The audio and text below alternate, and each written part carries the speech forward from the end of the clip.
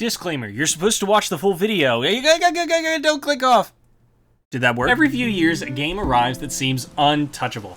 Ocarina of Time, Baldur's Gate 3, Eldenring, the kind of titles that break review scales, dominate Game of the Year lists, and inspire teary-eyed YouTube video retrospectives. These games aren't just loved, they're canonized, declared flawless, and cemented in gaming's Hall of Fame. But these perfect games have one major downside. Because the moment someone dares to point out a flaw in a so-called perfect game, the backlash is instant. A thoughtful critique becomes a hot take, a moderate review turns into a war zone, and the conversation, one of the most important parts of art, dies on the spot. This essay isn't about tearing down great games, it's about asking a much harder question. What happens when fans build pedestals so high we forget to look beneath them?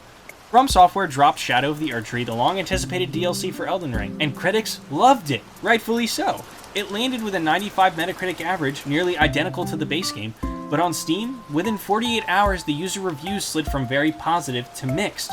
Why? The complaints weren't obscure or irrational. PC performance issues, stuttering, crashes, and bosses tuned so tightly that they felt punishing even to Souls veterans. Real feedback rooted in experience. And yet, those who voiced it were met with accusations of laziness, harassment, and the infamous get good.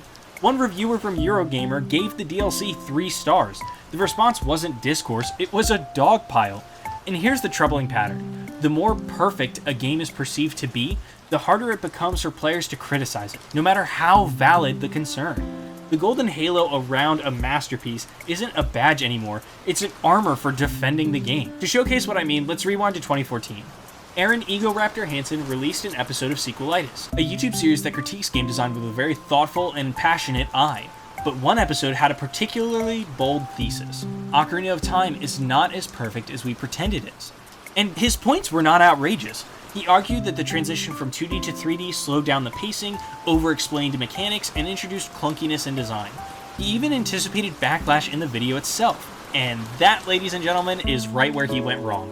Fan forums exploded, accusations of hater, nostalgia blind, or simply wrong flooded comment sections.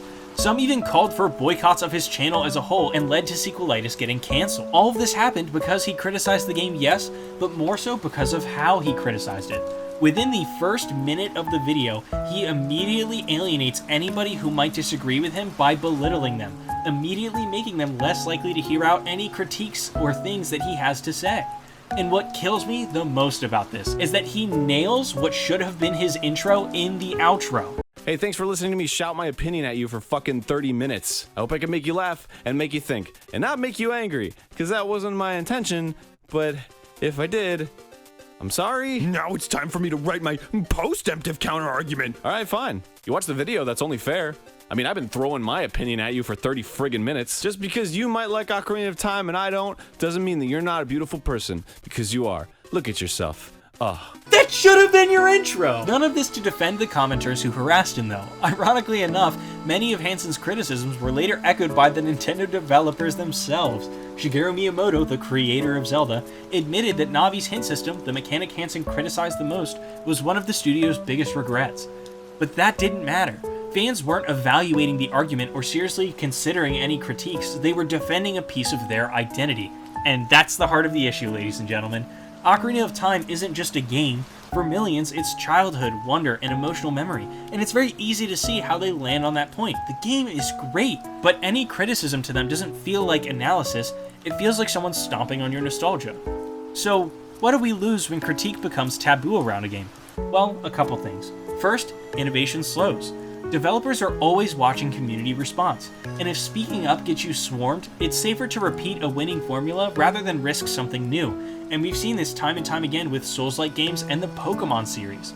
Perfect games become templates and eventually cages. Next, fandoms become echo chambers. When only the loudest voices and the most opinionated voices are allowed, moderate ones leave. What remains is just a shouting match of, "This is flawless, this is garbage," with no nuance, no middle ground, just noise. Then, critical literacy declines. Oscar Wilde once wrote that criticism is an art form in and of itself, and when we shut it down, we don't just kill an opinion, we shrink the medium.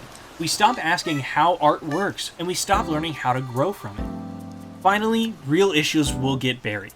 Take Shadow of the Erdtree again.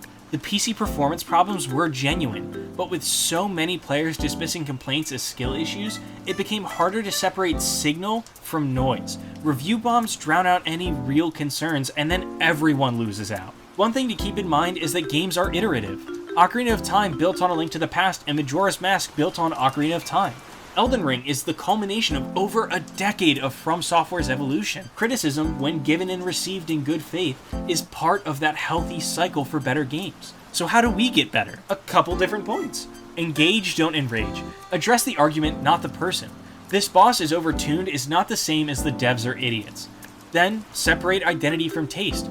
You are not your favorite game. I love Undertale, but that's only a small part of my identity. And liking something doesn't mean it's immune to flaws. Admitting those flaws as well doesn't mean you like it less. For more on that, please go watch these 2 videos. And speaking of, signal boosting thoughtful critique is really, really helpful. We have enough rage bait thumbnails and just grifting video essays online. Share the people who ask honest, complicated questions. Doing that right now, a great video essay came out by JFJ that's about 40 minutes long on Night Rain and Elden Ring's DLC, and I think he has some great points. There are things I disagree with him on, but overall, I think he conveys a lot of problems general gamers have with the game. Helping these good faith criticisms rise above the noise will be better for the medium as a whole. Because when good criticism comes out, good things happen. Developers patch bugs, mechanics get rebalanced, studios take bold risks, and we as a community will get better games and then become smarter, more thoughtful, and ironically, more appreciative of the art we love. Perfection is a myth. A compelling one, yes, but at the end of the day, it's still a myth. Myths are stories that we tell ourselves, stories that can uplift, inspire, and even blind us. Because the moment we stop questioning perfect, the medium stops growing. So the next time someone nudges your favorite game off its pedestal, pause. Not to defend or form an argument, but to examine, to ask why. Listen. Because pedestals and metascores may feel powerful, but games live longer when we take them down, turn them over, and look at the seams together with a more critical eye. Not to destroy what we love, but to understand it better. Guys, did that disclaimer work? Did that intro work? Did you make it all the way to the end? Thank you! Thank you for watching!